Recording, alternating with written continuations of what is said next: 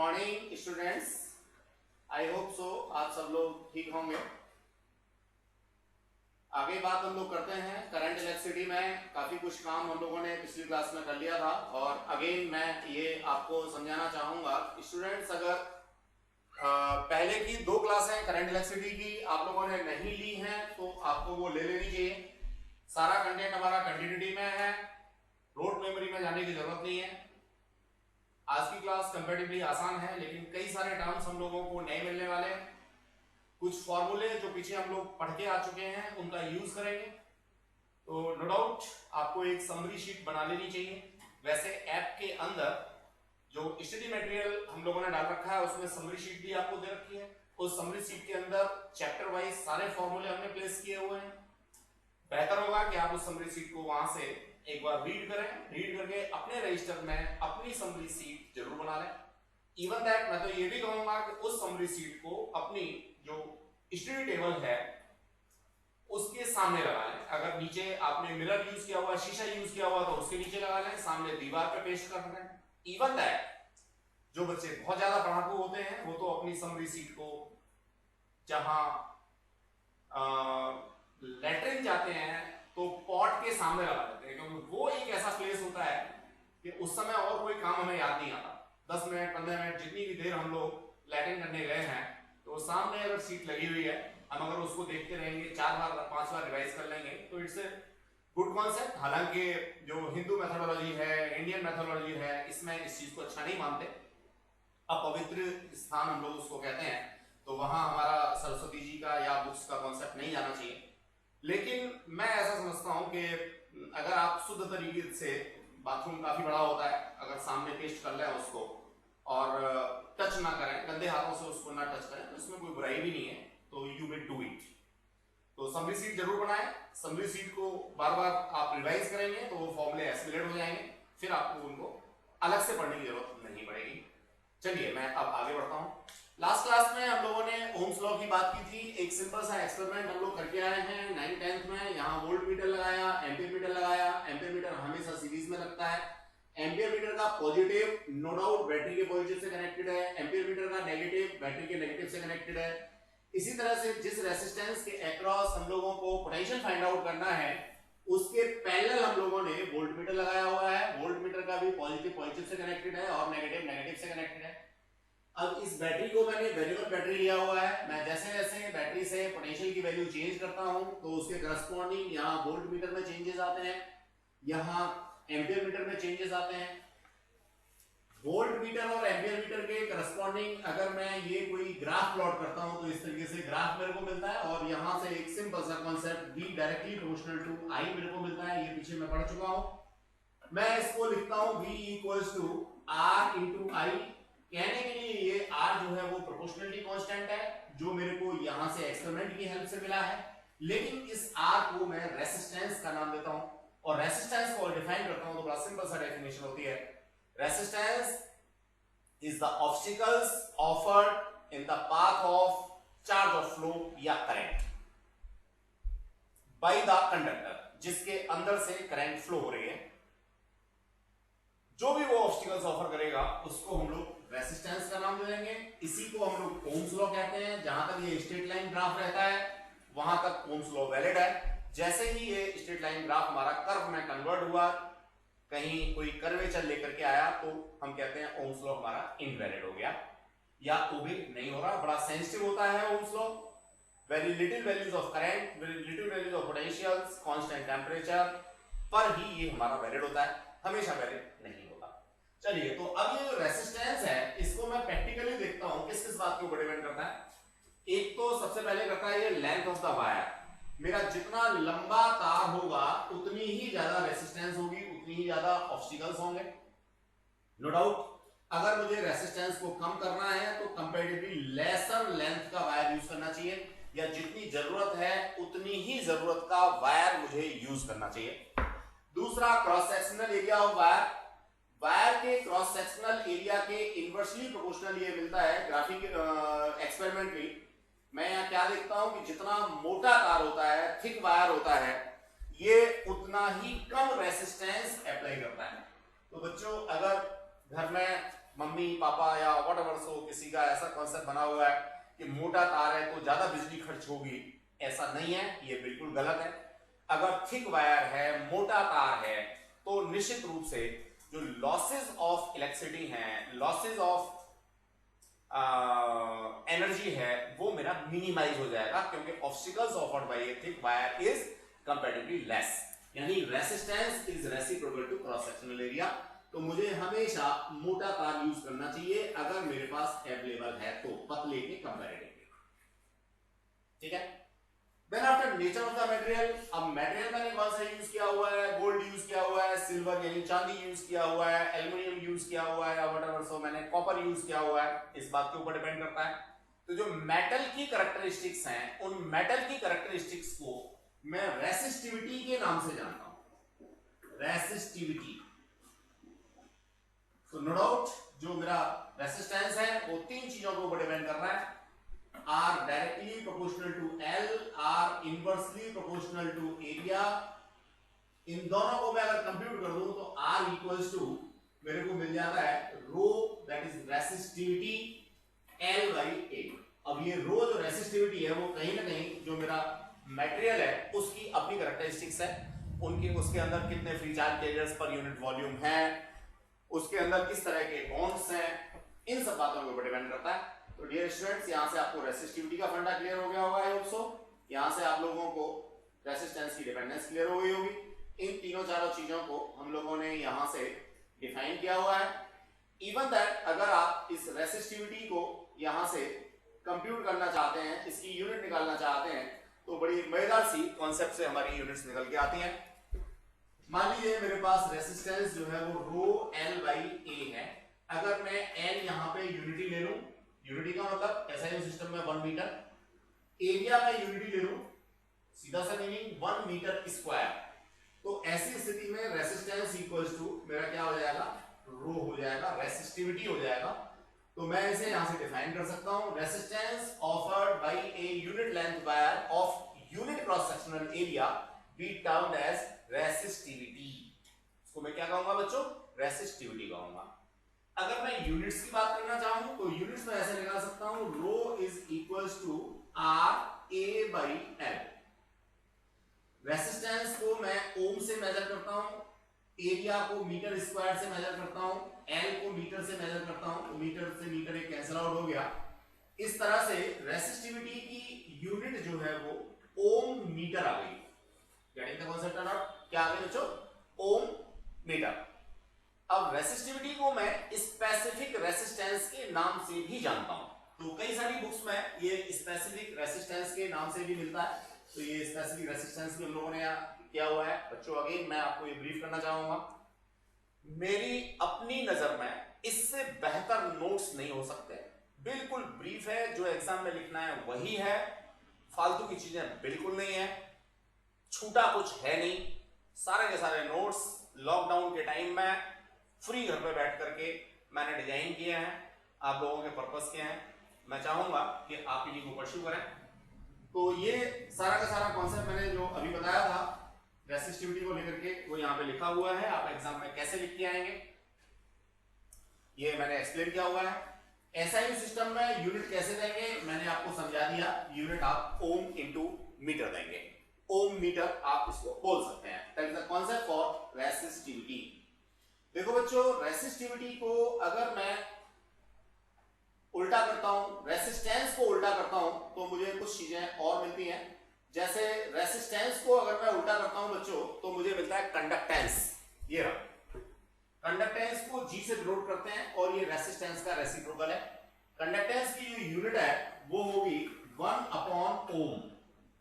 पूरी फिजिक्स में एक ही यूनिट है जो 1 अपॉन ओम यानी कि ओम इनवर्स को मो लिखती है, यानी OHM का उल्टा मो।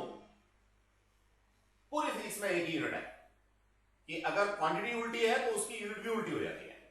तो नो डाउट यहां कंडक्टेंस जिसको मैं कैपिटल G से डिनोट कर रहा था, उसकी SI सिस्टम में यूनिट जो है वो या तो ओम इनवर्स या तो मो, आप लोग ये लिख सकते हैं। इस मो को आप लोग साइमन्स के नाम से भी जानते हैं, नो डाउट फिजिसिस्ट है साइमन। तो उन्होंने कुछ काम किया तो उनको ट्रिब्यूट करने के लिए हम लोगों ने साइमन भी इसको कह दिया। कंडक्टिविटी, रेसिस्टिविटी का रेसिप्रोकल, रेसिस्टिविटी का जो रेसिप्रोकल होता है स्टूडेंट्स वो होता है कंडक्टिविटी। तो आप इसको डिफाइन कर सकते हैं 1/ρ के टर्म्स में। कंडक्टिविटी को सिग्मा से डिनोट करते हैं, it is termed as what, sigma. Getting the concept और नॉट? यूनिट की बात करेंगे तो रेसिस्टेंस की जो यूनिट थी उसको इन्वर्स कर दिया है, ओम के ऊपर इन्वर्स लगा दिया, मीटर के ऊपर इन्वर्स लगा दिया। ओम के ऊपर इन्वर्स को आप लोग मो कहते हो, तो मो पर मीटर भी कह सकते हो या साइमन पर मीटर भी कह सकते हो। साइमन साइंटिस्ट है इसलिए कैपिटल एस आप लोगों के आगे बनाना होगा।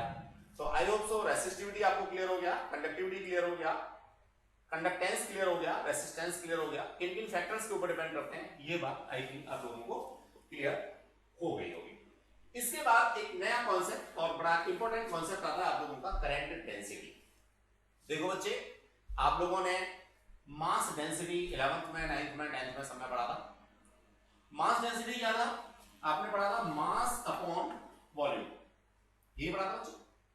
फिर आपने फर्स्ट यूनिट में लीनियर चार्ज डेंसिटी पढ़ा जिसको लैम्डा से लिखा और that was charge Q over length. फिर आपने सरफेस चार्ज डेंसिटी पढ़ा, सिग्मा सरफेस चार्ज। देखो यहां सिग्मा जो है वो किसको, कंडक्टिविटी को डिनोट कर रहा है, और फर्स्ट यूनिट में जो सिग्मा डिनोट कर रहा था वो सरफेस चार्ज डेंसिटी को डिनोट कर रहा था। तो यहां निश्चित रूप से वो देगा, आपको कंफ्यूज होने की जरूरत नहीं है। अब गोपाल, कई सारे बच्चों का नाम हो सकता है ना, एक इसका हो सकता है, एक उसका हो सकता है, उसका हो सकता है, तो इसी तरीके से सिंपल रिप्रेजेंटेशन डिफरेंट हो सकता है। तो सिग्मा का हमारा क्यू ओवर सरफेस एरिया, और इसी तरह से जो हमारी वॉल्यूम चार्ज डेंसिटी थी वो थी rho equals to volume charge density equals to total charge over what, volume. That was the concept regarding to different densities. अब यहां आता है करंट डेंसिटी। तो देखो जो करंट डेंसिटी जो है उसको हम लोग J से डिनोट करते हैं, और ये मेरे पास होता है I ओवर A। ध्यान रहे करंट मेरी स्केलर क्वांटिटी है लेकिन करंट डेंसिटी वेक्टर क्वांटिटी है। इसका सीधा सा मतलब ये होगा कि A जो है यहाँ पे वो वेक्टर क्वांटिटी होगी, यानी एरिया वेक्टर होगा। और एरिया वेक्टर की डायरेक्शन मैं जानता हूं कि जो भी सरफेस है उस सरफेस के परपेंडिकुलर आउटवर्ड होता है मेरा एरिया वेक्टर। तो करंट डेंसिटी की डायरेक्शन भी मेरे को कहीं ना कहीं परपेंडिकुलर टू कंडक्टर मिलेगी, जिस डायरेक्शन में करंट फ्लो कर रहा है। मान लीजिए मेरे पास ये कोई एक कंडक्टर है, करंट मेरा ऐसे फ्लो कर रहा है, तो करंट डेंसिटी इधर उधर मत ले लेना, करंट की डायरेक्शन ये है, तो करंट की डायरेक्शन में क्रॉस सेक्शनल एरिया के परपेंडिकुलर ये होती है मेरे पास करंट डेंसिटी की डायरेक्शन। अब हम बात करें इसकी यूनिट की। यूनिट बड़ी आसान सी है, क्या, करंट ओवर एरिया है तो I ओवर मीटर स्क्वायर, यानी एम्पियर ओवर मीटर स्क्वायर। ये फिगर बड़े काम की है, इस फिगर को मैं थोड़ा सा और समझने की कोशिश करूंगा, समझाने की कोशिश करूंगा बच्चों, बड़ा मजेदार सा केस है। कहिए ये मेरे कंडक्टर का क्रॉस सेक्शनल एरिया है, मान लीजिए ये मेरा पूरा कंडक्टर है, दैट इज माय कंडक्टर। अब इस कंडक्टर के अंदर से ये करंट मैंने फ्लो करा रखी, तो क्रॉस सेक्शनल एरिया के नॉर्मल टू सरफेस, जिसे मैंने एरिया वेक्टर कहा था, एरिया वेक्टर की डायरेक्शन में जो करंट आई है वही मेरे करंट डेंसिटी की डायरेक्शन है। मैग्नीट्यूड करंट डेंसिटी का अभी मैंने डिस्कस किया था, करंट आई ओवर एरिया। ध्यान रहे that is vector, that is vector. अगर मैं करंट आई को रिप्रेजेंट करना चाहता हूं in terms of J and A, तो बच्चों जे भी वेक्टर है, ए भी वेक्टर है, और आई मेरा स्केलर है, तो नो डाउट इनके बीच में क्रॉस प्रोडक्ट आएगा। क्रॉस प्रोडक्ट आएगा, कोई बच्चा ये मत करेगा कि क्रॉस प्रोडक्ट क्या होता है, तो ये मेरे पास हो जाएगा आई ए cos theta, where theta is the angle in between current and normal to surface। ये नॉर्मल टू सरफेस है, मैंने दूसरा डायग्राम दिया होगा, नॉर्मल टू सरफेस ये है, करंट ये है, तो इनके बीच का ये वाला एंगल थीटा होगा। यानी अगर करंट की डायरेक्शन और नॉर्मल टू सरफेस की डायरेक्शन सेम नहीं है तो मुझे या तो नॉर्मल टू सरफेस का कॉस कंपोनेंट करंट की डायरेक्शन में ले जाना होगा, या तो करंट का cos component in the direction of normal to surface लाना होगा, तब मैं करंट डेंसिटी को कंप्यूट कर सकता हूं स्टूडेंट्स। ये बात आपको पता होगी। कि जब कॉस कंपोनेंट की बात होती है तो हम किसी का भी कंपोनेंट किसी के ऊपर ले जाते हैं, चलता है, लेकिन साइन कंपोनेंट में ऐसा कभी नहीं होता। तो that is the advantage for what are computing current density. Unit की बात करें तो बच्चों J equals to I over A, अभी बात की मैंने, area, that is area, I है मेरा एम्पियर और एरिया है मीटर स्क्वायर, तो that will be the unit for current density. तो ये कॉन्सेप्ट था करंट डेंसिटी को लेकर के, नया पैरामीटर है, आपको पता होना चाहिए। डायमेंशनल एक्सिस भी आप लोग इसके निकाल सकते हैं, निकाल देते हैं, 2 मिनट की बात है। I के लिए तो A होता है मेरा डायमेंशन, एरिया के लिए L2 होता है, बाकी M0 और T0 आप अपनी तरफ से लगा दीजिए, यहाँ पे A1 लिख दीजिए, that is the dimensional analysis for what current density. ये एरिया नीचे था तो डियर स्टूडेंट्स माइनस का साइन आएगा। That is the concept, that is the thing regarding to what current density.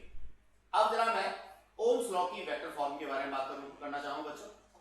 देखो बच्चों, अब कोई बच्चा कहेगा मेरे से कि सर ये ओम्स लॉ प्योरली स्केलर था, ये वेक्टर फॉर्म में कहां से आ गया? बच्चों सारी क्वांटिटी आपस में इंटरलिंक है, जब सारी क्वांटिटी आपस में इंटरलिंक है तो हम मजे से इनका रिलेशंस देख सकते हैं। अगर इनको बोझा समझ के पढ़ोगे तो बड़ा दुखी हो जाओगे, परेशान हो जाओगे। एंजॉय करो फिजिक्स के साथ, मजा आएगा। कैसे मजा आएगा देखिए। अरे भैया मुझे V equals to I R पता है, ओम्स लॉ में नहीं पता। V की जगह पर मैं E इंटू डी लिख सकता हूं या नहीं लिख सकता? E इलेक्ट्रोस्टैटिक फील्ड है या नहीं है? जब E इलेक्ट्रोस्टैटिक फील्ड है तो ये मेरे पास क्या बन गया? वेक्टर क्वांटिटी आ गई। आगे बात करता हूं करंट I की बात करता हूं तो अभी मैंने पढ़ा है J equals to I over A, ये भी वेक्टर, ये भी vector. I equals to J into A लिख सकता हूं या नहीं लिख सकता? अगर मैं डिफरेंशियल फॉर्म की बात करता हूं तो di equals sorry dj equals to dia लिख सकता हूं, इंटीग्रेशन कर सकता हूं। यहां से j इक्वल्स टू सीधा सीधा सा क्या क्लोज सरफेस इंटीग्रेशन, और क्या लिख सकता हूं? क्या लिख सकता हूं बच्चों? क्या निकाला था मैं भाई? जी आई निकाला, उल्टा हो गया, कोई दिक्कत नहीं, मैं इसको दोबारा से मैं लिख रहा था J equals to I over A, I is equals to I over A, I equals to मेरे को मिलेगा J इंटू ए, D किया, इंटीग्रेशन किया, I निकला, J बाहर लिया, और ये क्लोज इंटीग्रेशन सरफेस का मैंने dA लिख दिया, that is close integration surface. ये रिप्रेजेंटेशन था, गलती इसमें भी नहीं है, बस थोड़ा सा इसके हुआ, कोई नहीं। चलिए, तो ये J का कॉन्सेप्ट आ गया, I का कॉन्सेप्ट आ गया। अब क्या मैं यहां पर I की वैल्यू इन टर्म्स ऑफ ये नहीं डाल सकता? बिल्कुल डाल सकता हूं, इसको बिल्कुल डाल सकता हूं। तो मुझे क्या मिलेगा? E into D equals to ये मिल जाएगा J area A into R, that is the concept ना। अब मैं अगले स्टेप पे जो मेरा रेसिस्टेंस है इसको भी क्या चेंज कर सकता हूं? रेसिस्टेंस था मेरा रो L बाई A। अब देखो बच्चों, A से A कैंसिल आउट हो गया, कहीं कोई दिक्कत? बाकी की चीजें दूसरी तरफ ले जाओ और डाल दो, तो आपको जो है ये L जो है ये भी कैंसिल आउट हो जाने वाला है, बिकॉज ऑफ D यहाँ पे दो पॉइंट्स के बीच का डिस्टेंस था पोटेंशियल डिफरेंस के लिए, यहां L हमने वही कंसीडर कर लिया है। तो या तो यहां पे L कर लो तो L से कैंसिल आउट कर लो, या यहां पे D कर लो, D से D कैंसिल आउट कर लो। कॉन्सेप्ट बड़ा क्लियर था। मान लो ये कोई वायर है, इसकी लेंथ L है, इसके अक्रॉस इलेक्ट्रोस्टैटिक फील्ड E है, यहां पर V1 है, यहां पे V2 है, तो इन दोनों V1 V2 के बीच का जो पोटेंशियल डिफरेंस है बच्चों, वही तो V लिखा था आपने, जिसको E टू L लिख रहे थे। तो L ये जो कंडक्टर है इसकी लेंथ ही तो है, तो आप इसको ED लिखते हो, EL लिखते हो। अब डिफरेंट बुक्स पढ़ते हो, कभी L लिखता है, कभी D लिखता है। अगर फंडा क्लियर नहीं है तो गलती करोगे ही करोगे, और फंडामेंटल्स क्लियर है तो फिर आपकी मर्जी है, कोई भी रिप्रेजेंटेशन दो। तो यहाँ पे जो D था वही एक्चुअल में L है, तो ये D से D या L से L कैंसिल आउट हो जाएगा। तो इस तरीके से मैं अब अगले पेज पे जाता हूं और आप लोगों को शो करता हूं कि कैसे हम इसको लिखेंगे। ये देखिए, ये बड़ा मजेदार सा केस आ गया। मैं इसी को एक्सप्लेन कर देता हूं students. E L equals to, ये मैंने आई आर था ना, बी क्या था, आई आर था, और आर को भी मैंने लिख दिया क्या, आई को तो लिख दिया मैंने जे इंटू एरिया, और आर को लिख दिया मैंने रो एल बाई ए। ये दोनों वैल्यू मैंने प्लेस की, तो मुझे यहां से ये मिल गया E equals to J into what, rho resistivity. अब इसको भी मैंने रेसिप्रोकल कर दिया, तो ये मेरे को मिल गया J equals to sigma into E, where sigma is a conductivity, E is a electrostatic field and J is the current density। तो ये वेक्टर फॉर्म है किसकी, ओम्स लॉ की। इसी को हम लोग microscopic form of Ohm's law के नाम से जानते हैं। अब ये सारा सिनेरियो जो हम लोगों ने अभी यहाँ डिस्कस किया है, इसको मैं एक डायग्राम की फॉर्म से, डायग्राम की हेल्प से कुछ थोड़ा सा और एक्सप्लेन करना चाहूंगा। देखो बच्चों, ये है, मान लीजिए मेरे पास में कोई एक कंडक्टर जिसके अंदर से मैं करंट फ्लो करा रहा हूं। इसका क्रॉस सेक्शनल एरिया है A, लेंथ है L, और यहां पे पोटेंशियल है V1, यहां पे पोटेंशियल है V2, इसका रेसिस्टेंस है R, इसकी रेसिस्टिविटी है रो। V1 नो डाउट ज्यादा है, V2 कंपैरेटिवली कम है, इसलिए इस डायरेक्शन में यहां पे एक इलेक्ट्रोस्टैटिक फील्ड है E। इस इलेक्ट्रोस्टैटिक फील्ड की वजह से इसमें एक करंट फ्लो कर रही है I। Cross sectional area A है, करंट I है, तो इसकी करंट डेंसिटी है J। बच्चों ये कॉन्सेप्ट है। अब जो मैंने यहां फॉर्मूले में V लिख रखा है, ये V है एक्चुअल में V1 माइनस का V2, जिसको मैं पोटेंशियल डिफरेंस कहता हूं। किस किसके, इस वाले एंड और इस वाले एंड। पिछली क्लासेस में हम लोगों ने डिस्कस किया था कि इस पोटेंशियल डिफरेंस की वजह से ही करंट मेरी फ्लो करती है। करंट फ्लो करेगी तो करंट डेंसिटी का कांसेप्ट होगा, करंट डेंसिटी का कांसेप्ट होगा, रेजिस्टेंस का कांसेप्ट होगा, रेसिस्टिविटी इफेक्ट में आएगी। अगर करंट फ्लो नहीं कर रही है तो रेजिस्टेंस का आएगा, करंट फ्लो नहीं कर रही है तो रेसिस्टिविटी का ही बात की। तो बच्चों ये सारा का सारा कांसेप्ट था। अब इसी में मैंने एक सिंपल सा formula V equals to I R को यूज किया, V को यहां पे चेंज कर दिया, I को मैंने सिग्मा के टर्म्स में, J के टर्म्स में कर दिया, ठीक है, J ओवर A, और R को मैंने रो L बाई A के टर्म्स में कर दिया। जो कैंसिल आउट हुआ कैंसिल आउट हो गया, और मेरे पास ये कॉन्सेप्ट मिल गया। जो मेरा रेसिस्टिविटी का कॉन्सेप्ट था, इसको मैं दूसरी तरफ लेके गया, तो ये मेरे को कंडक्टिविटी के टर्म्स में मिल गया, जैसा अभी 2 मिनट पहले मैंने यहाँ पे पढ़ा था। तो exactly that is the microscopic form of Ohm's law, या vector form of Ohm's law. तो बच्चों ये कॉन्सेप्ट था। चलिए अब हम थोड़ा सा और आगे बात करेंगे। Classification of solids on the basis of resistivity. जो हमारे सॉलिड्स होते हैं ये 3 तरीके के हो सकते हैं। Number 1 conductor. कंडक्टर की बात करें तो कंडक्टर की जो रेसिस्टिविटी रेंज है वो 10 टू पावर -8 से 10 टू पावर -6 ओम है। बस यही एक चीज हम लोगों को याद रखनी है। कॉपर की जो रेसिस्टिविटी है या रेसिस्टेंस है कंपैरेटिवली कम होता है सिल्वर से या आयरन से, तो हमें ये देखना है। फिर है हमारे सेमीकंडक्टर्स। सेमीकंडक्टर्स पार्शियली कंडक्ट करते हैं, इनकी जो रेसिस्टिविटी है वो कंपैरेटिवली ज्यादा होती है, या रेसिस्टेंस पर मीटर जो होता है वो कंपैरेटिवली बच्चों ज्यादा होता है। इसके बाद हमारा आता है इंसुलेटर्स। तो इंसुलेटर्स की जो रेसिस्टेंस है वो कंपैरेटिवली बहुत ज्यादा होगी, और 10 टू पावर 14 से लेकर के 10 टू पावर 16 तक है। रेसिस्टिविटी भी इनकी ज्यादा होगी, कंडक्टिविटी कंपैरेटिवली कम होगी। तो ये थे हमारे इंसुलेटर्स। नो डाउट मैं बाउंडेड चार्ज की फॉर्म में अगर शो करना चाहता हूं तो नो डाउट जो इंसुलेटर्स हैं इनमें बाउंडेड चार्ज कंपैरेटिवली बहुत ज्यादा होगा, अल्टीमेटली ये कंडक्ट नहीं करेंगे। अब कई सारी जगह पर मुझे करंट को या पोटेंशियल को कंट्रोल करना होता है। करंट या पोटेंशियल को कंट्रोल करने के लिए मुझे ऑब्स्टिकल्स रास्ते में डालने होते हैं। रेसिस्टेंस अप्लाई करना होता है, तो मैं कुछ रेसिस्टेंस बनाता हूं अपने पर्पस के लिए, जिनमें एक मेन रेसिस्टेंस है कार्बन रेसिस्टेंस, यानी कार्बन की स्पेक्ट्रल प्रॉपर्टीज को यूज करते हुए मैं रेसिस्टेंस बनाता हूं, कार्बन के अंदर कुछ मिलाता हूं। क्या मिलाता हूं देखिए, mixture of carbon black, clay and resin binder. Resin binder क्या है? जस्ट लाइक ए गोंद जो इन दोनों को बांध के रखता है, मजबूत बना देता है, कड़क बना देता है। That is carbon resistance. दूसरे जो स्टैंडर्ड रेसिस्टेंस मैं यूज करता हूं वो कॉन्स्टेंटन हो सकता है, मैग्निन हो सकता है। तो मैग्निन और कॉन्स्टेंटन की बात हम लोग अभी करेंगे, आगे करेंगे। फिलहाल हम लोग कार्बन रेसिस्टर की बात कर रहे हैं।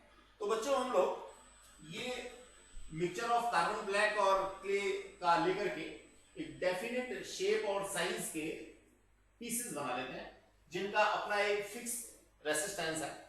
उस फिक्स रेसिस्टेंस की बात हम लोग यहाँ करने जा रहे हैं। ये साइज में इतने छोटे होते हैं कि इनके ऊपर रेसिस्टेंस की वैल्यू लिखना थोड़ा मुश्किल काम होता है, तो हम यहाँ कलर कोडिंग यूज करते हैं स्टूडेंट्स। इसके ऊपर कलर की स्ट्रिप्स बना देते हैं, पहली स्ट्रिप, दूसरी स्ट्रिप, तीसरी स्ट्रिप और चौथी स्ट्रिप होती है बिल्कुल यहाँ एंड पे जाके। दोनों तरफ ये एक मेटल की रिंग इस पे लगा देते हैं या मेटल की कैप लगा देते हैं दोनों तरफ, जिससे कि कंडक्टिंग वायर से इनको कनेक्ट किया जा सके। और ये बीच में पूरा का पूरा जो कॉन्सेप्ट था ये यही था, कार्बन ब्लैक और क्ले का मिक्सचर। ये कहलाते हैं हमारे कार्बन रेसिस्टर। आप टीवी की किट में देखेंगे, मोबाइल में आप देखेंगे या प्रोजेक्टर का स्क्रीन आप खोल के देखेंगे, जहां भी इलेक्ट्रॉनिक डिवाइसेस होंगी उनमें करंट और पोटेंशियल को कंट्रोल करने के लिए हम लोग इन कार्बन रेसिस्टर्स का यूज करते हैं। कमिंग क्लास में हम यहाँ कार्बन रेसिस्टर्स आपको दिखा भी देंगे, या अभी देखते हैं कार्बन रेसिस्टर निकालते हैं, आपको दिखाते हैं कार्बन रेसिस्टर कैसे होते हैं। तो देखें बच्चों,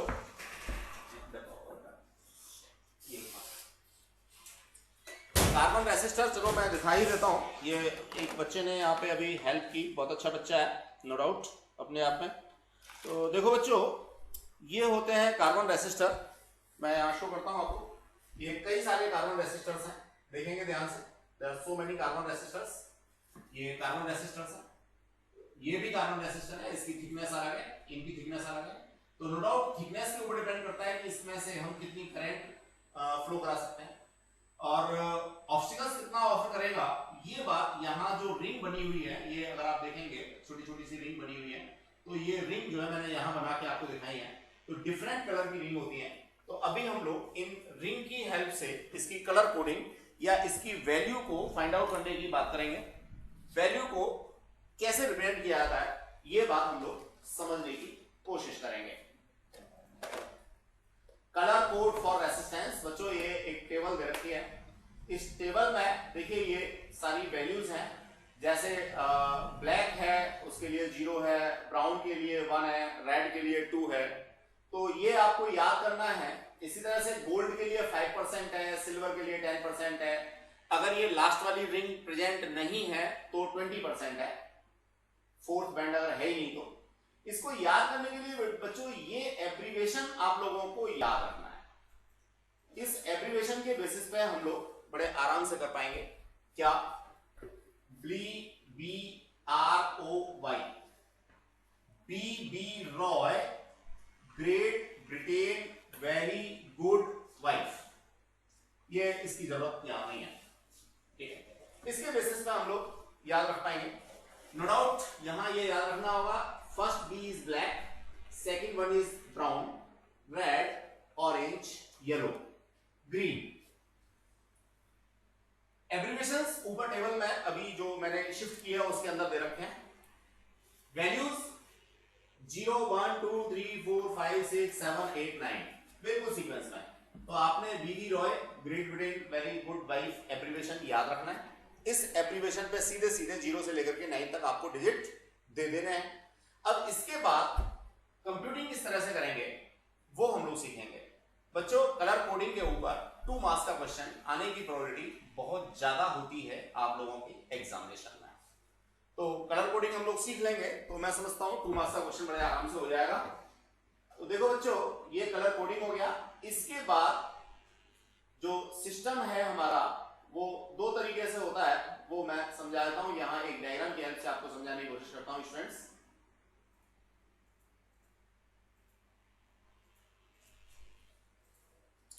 देखिए, ये जो फर्स्ट स्ट्रिप है किसी भी कलर की हो, ये फर्स्ट स्ट्रिप जो है ये मेरी फर्स्ट सिग्निफिकेंट फिगर को शो करेगी। सेकंड जो स्ट्रिप है, ये second strip second significant figure को, थर्ड स्ट्रिप डेसिमल मल्टीप्लाई यानी 10 टू दी पावर, और लास्ट वाली जो स्ट्रिप है ये टॉलरेंस है। टॉलरेंस तीन तरह की होती है, या तो 5%, या तो 10%, या तो 20%। अब ये टॉलरेंस का मतलब क्या है, ये बात अभी हम लोग सीखेंगे। तो बच्चों, ये डिफरेंट कलर की स्ट्रिप्स होती हैं। पहली स्ट्रिप अलग कलर की होगी, दूसरी अलग कलर की होगी, तीसरी अलग कलर की होगी। एक एग्जांपल हमने नीचे दिया हुआ है, इस एग्जांपल के बेसिस पे हम समझने की कोशिश करेंगे कि किस तरह से कलर कोड हम लोग यहां देते हैं। जरा देखें, बड़ा फैबुलस सा एग्जांपल है। सबसे पहली स्ट्रिप है येलो, दूसरी है वॉयलेट, तीसरी है ब्राउन और चौथी है गोल्ड। नजदीक नजदीक बनिए, बाकी येलो यहां होगी, वॉयलेट ये होगी, फिर ब्राउन होगी और गोल्डन जो है वो लास्ट में होगी। इस तरीके से होता है। अब जो टेबल मैंने पढ़ी थी, उस टेबल में बीवी Roy Great Britain very good wife में येलो के सामने 4 आता है, वॉयलेट के सामने 7 आता है, ब्राउन के सामने 1 आता है और गोल्ड मेरा ±5% है। ठीक है, फर्स्ट सिग्निफिकेंट फिगर 4 हो गई, सेकंड सिग्निफिकेंट 7 हो गई, और ये जो है ये पावर होती है तो into the power 10 to the power 1। ये जो 1 है वो यहां एक्सपोनेंट में आता है। ठीक है, इस तरह से वैल्यू हो गई इसकी 470, यानी 470 ओम का रेजिस्टेंस ये हो गया। अब ये 5% टॉलरेंस क्या है ये समझ लो। मैं इसको लिखूंगा 470 ±5%। अब काफी हद तक समझ में आ गया होगा। जब हम लोग प्रैक्टिकली कॉमर्शियल फॉर्म में बहुत सारे रेजिस्टेंस बनाते हैं तो उनकी वैल्यू एग्जैक्टली सबकी सेम आ जाएगी, डेफिनेट वैल्यू आ जाएगी, ये पॉसिबल नहीं हो पाता बच्चों। इसलिए हम टॉलरेंस का कांसेप्ट लेके चल रहे हैं। और टॉलरेंस ये है कि ये जो 470 है इसमें या तो +5% ज्यादा हो, +5% हो सकता है, या -5% हो सकता है। यानी इसकी जो वैल्यू है वो वेरी कर सकती है। 470 एग्जैक्ट होगी ऐसा जरूरी नहीं है। 470 से 5% कम भी हो सकती है और 470 से 5% ज्यादा भी हो सकती है। 5% निकाल देते हैं, 10% हुआ इसका 47, 5% हो गया 23.5। तो बच्चों मैं इसको ऐसे भी लिख सकता हूं 470 ±23.5, यानी इसकी मैक्सिमम वैल्यू हो सकती है 493.5 और मिनिमम वैल्यू हो सकती है, इसमें से 20 आप सब करोगे 50 47, तो 467.5। यानी ये जो रेजिस्टेंस है इसकी वैल्यू 493.5 से लेकर के 467.5 तक कुछ भी हो सकती है। तो टॉलरेंस का ये फंडा है। अगर यहां पे गोल्डन है तो 5%, अगर यही सिल्वर होती तो ये 10% होता, यानी मेरा जो रेजिस्टेंस है और घटिया हो जाता एक तरीके से। अगर यहां स्टिल ये एब्सेंट होती नहीं, कोई कलर नहीं होता, तो 20% का मतलब बहुत ही घटिया हो जाता। तो जहां हमें बहुत ज्यादा एक्यूरेट वैल्यूज नहीं चाहिए होती, कॉमर्शियली सस्ते रेजिस्टेंसेस हम लोग यूज करना चाहते हैं, तो वहां 20% टॉलरेंस हम लोग ले सकते हैं। अदरवाइज तो हमें 5% टॉलरेंस वाले रेजिस्टेंस ही यूज करने होते हैं। तो बच्चों ये कॉन्सेप्ट था, नो डाउट। अगला एग्जांपल, पहली स्ट्रिप ग्रीन है, दूसरी वॉयलेट है, तीसरी रेड है और यहाँ पे चौथी वाली है ही नहीं, तो 20% टॉलरेंस हो गई बच्चों। बीवी Roy Great Britain very good wife में जो ग्रीन है वो 5 के करस्पॉन्डिंग है, वॉयलेट के करस्पॉन्डिंग 7 है और रेड के करस्पॉन्डिंग 2 है। तो ये मेरे पास वैल्यू हो गई फर्स्ट सिग्निफिकेंट फिगर 5, सेकंड 7 और थर्ड मेरा एक्सपोनेंट है पावर 2। इसका मतलब ये हो गया 57 मल्टीप्लाइड बाई 100 यानी 5700 ओम। अब आगे कोई स्टेप है ही नहीं, यहाँ पे एब्सेंट है, तो ये हो गया ±20% बच्चों। 20% का मतलब सीधे सीधे 570 हो गया 10% और 20% हो गया कितना 1140। तो बच्चों नो डाउट ये जो वैल्यू है ये मेरी 5700 या तो +1140 हो सकती है, या तो 5700 -1140 हो सकती है। यानी ये मेरे पास लिमिट्स हैं इसकी। इन लिमिट्स के अंदर इस रेसिस्टेंस की वैल्यू कुछ भी हो सकती है। तो मैंने कोशिश की कार्बन रेसिस्टर्स को यहां पढ़ने की, कार्बन रेसिस्टर्स के कलर कोडिंग के बारे में।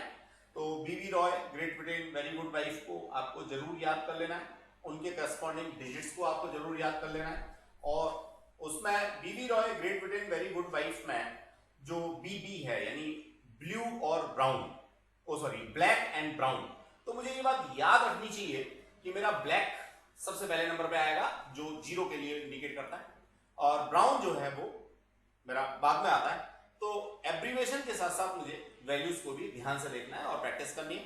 तो 2 मार्क्स का क्वेश्चन आप लोगों को यहां से तैयार हो जाता है। ये कॉन्सेप्ट था बच्चों कलर कोडिंग का।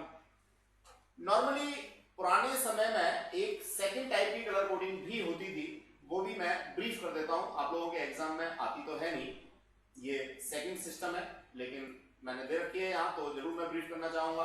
बाय द वे आ गई तो फिर हम क्या करेंगे। चलिए, यहां बच्चों क्या होता है, एब्रीवेशन तो वही होता है, BB Roy Great Britain very good wife, ठीक है।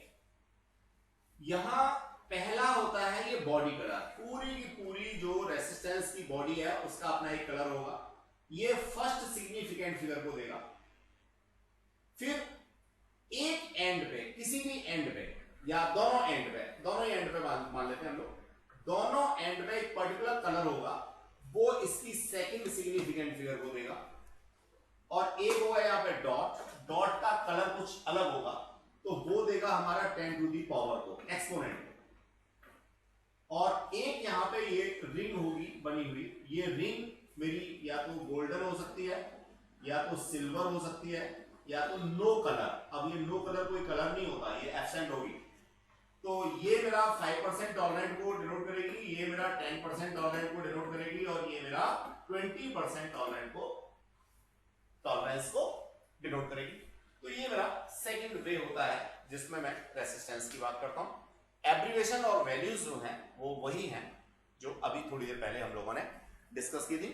तो आई होप सो बच्चों इसको आप तैयार कर लोगे, इस पर बेस्ड कुछ क्वेश्चंस कर लोगे। आज की क्लास में हम लोगों ने microscopic form of Ohm's law पढ़ा, या वेक्टर्स का कॉन्सेप्ट पढ़ा, रेसिस्टेंस को वेक्टर के टर्म्स में शो करने का।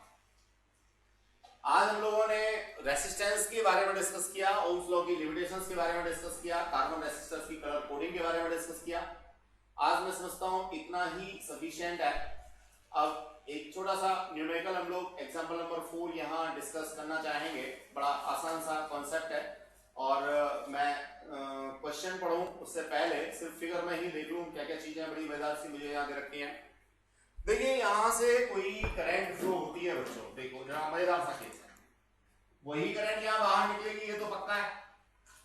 करंट जो यहां थी मान लीजिए I1 थी, तो I1 ही बाहर निकलेगी, लेकिन यहां क्रॉस सेक्शनल एरिया ज्यादा है, यहां क्रॉस सेक्शनल एरिया कम है, तो यहां जो करंट डेंसिटी है वो मेरी कम हो जाएगी, और यहां करंट डेंसिटी जो है वो ज्यादा।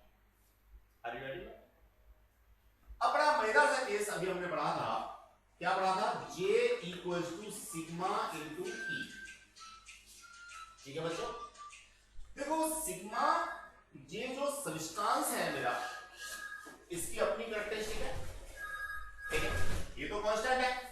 अब ऑब्वियस है अगर यहां मेरा J कम है, यहां पर J कम है और ये कांस्टेंट है, तो इलेक्ट्रोस्टैटिक फील्ड भी कम होगा। और यहां मेरा अगर J ज्यादा है, तो इस जगह पे जहां क्रॉस सेक्शनल एरिया मेरा क्या है, कम है, वहां पे इलेक्ट्रोस्टैटिक फील्ड भी ज्यादा होगा, करंट डेंसिटी के डायरेक्टली प्रोपोर्शनल है मेरा करंट डेंसिटी, क्या, इलेक्ट्रोस्टैटिक फील्ड। पोटेंशियल डिफरेंस का कांसेप्ट तो क्लियर है बच्चों, यहां पे पोटेंशियल डिफरेंस V है, V1 है, यहां पे V2 है, दोनों के डिफरेंस की वजह से ही इसमें इलेक्ट्रोस्टैटिक फील्ड डेवलप हुआ है, जिसकी वजह से चार्ज के लिए मेरे ट्रैवल कर रहे हैं। जब चार्ज के लिए मेरे ट्रैवल करेंगे तो करंट का कांसेप्ट आएगा, बड़ा सिंपल सा कांसेप्ट है। तो ये मैंने फिगर पे कुछ चीजें समझ ली, मैंने नहीं पढ़ा क्वेश्चन क्या, लेकिन फिगर देखते ही इतनी बातें मुझे रिकॉल हो जानी चाहिए। अब मैं क्वेश्चन पढ़ता हूँ, क्वेश्चन में क्या दे रखा है, क्या पूछा गया है। बड़े आसान से होते हैं क्वेश्चन, कोई मुश्किल बात तो होती नहीं है भाई। सिंपल से कुछ फॉर्मूले हैं, वो मैंने आपको बताया कि आप फॉर्मूलों की चिट बना लीजिए और वो अपनी टेबल पे लगा लीजिए, बार बार उनको पढ़ते रहिए, आपको रिकॉल होते रहेंगे, आता रहेगा। अब अगर आप ये सोचते हैं कि पबजी खेलते खेलते फिजिक्स आ जाएगी, इट्स इम्पॉसिबल। आप सोचते हैं यूट्यूब देखते देखते फिजिक्स आ जाएगी, बिल्कुल इम्पॉसिबल, भटकते रहोगे। रेगुलर वे में फिजिक्स को पढ़ना पड़ेगा, तब फिजिक्स आएगी, साथ साथ न्यूमेरिकल्स करने होंगे, तब फिजिक्स आएगी। चलिए, current flows through a constructed conductor as shown in figure, diameter d1 2 millimetre, यहां पे जो डायमीटर दे रखा है वो 2 मिलीमीटर दे रखा है। करंट डेंसिटी यहां पे ये दे रखी है,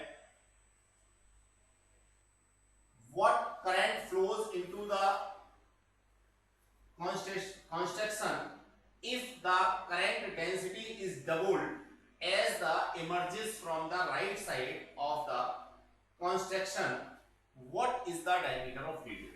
यहां का उसने d2 पूछा है और बात करंट की पूछी है। तो देखो बच्चों, करंट तो सेम रहेगी, करंट में तो कोई अंतर होना ही नहीं है, एक है मटेरियल एक ही है, एक ही पाथ मिल रहा है, बस करंट डेंसिटी में जरूर अंतर आएगा।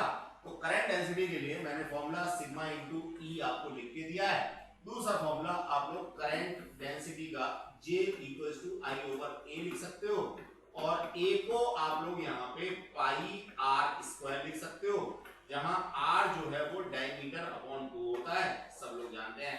दो छोटे छोटे से फॉर्मूले हैं, वैल्यू लगाओ, आंसर आपके हाथ में है, कहीं कोई दिक्कत वाली चीज नहीं है। तो बच्चों, इस क्वेश्चन को आपने पढ़ लिया होगा। अब इसके सॉल्यूशन की बात करते हैं। तो देखो, सब यहाँ दे रखा है, डायमीटर पहले दे रखा है, फिर डायमीटर के साथ में करंट डेंसिटी दे रखी है, दोनों जगह पे डबल कर दी तो 2J लिख दिया हम लोगों ने। उसी के करस्पॉन्डिंग हम लोगों ने एरिया की भी बात की, करंट की बात की, वैल्यू निकाल दी, करंट हमारी सेम होगी, तो करंट डेंसिटी और डायमीटर के बीच का रिलेशनशिप भी हम लोगों ने यहाँ पे ये दे दिया। आप एक बार क्वेश्चन को करने की कोशिश करेंगे, जब तक आपको भूख नहीं लगेगी तब तक खाना देना बिल्कुल बेकार है। तो पहले आप क्वेश्चन, मैंने ब्रीफ कर दिया है आपको, क्वेश्चन आप पहले अपने आप से करके देखिए। अगर आपको क्वेश्चन में कोई दिक्कत आती है, नहीं समझ में आता, अगली क्लास में सबसे पहले आकर के मेरे को बताओ, आई विल एक्सप्लेन अगेन। लेकिन जब तक भूख नहीं लगेगी तब तक खाने का कोई मीनिंग नहीं है। पहले भूख लगाओ, पहले क्वेश्चन को जो कॉन्सेप्ट मैंने दिया है इसके बेसिस पर करो। आगे भी एक क्वेश्चन दे रखा है, वो क्वेश्चन भी आप लोग हिट करके आएंगे अगली क्लास में, और निश्चित रूप से क्वेश्चंस की बात हम लोग नेक्स्ट क्लास में करेंगे। जो भी आप लोगों से नहीं बना होगा उसे जरूर यहाँ पे करके दिखाएंगे, और बाकी तो कोई दिक्कत है ही नहीं। ये 3-4 क्वेश्चन है, जरा इनको लगा लेंगे घर पे। फिर इसके बाद में different types of current carriers, ये हम लोग नेक्स्ट क्लास में लेंगे। ये न्यूमेरिकल्स आप लोगों को घर पे एक बार लगाने की कोशिश करनी है, नहीं होंगे तो मुझे जरूर बताएंगे। Thank you dear students.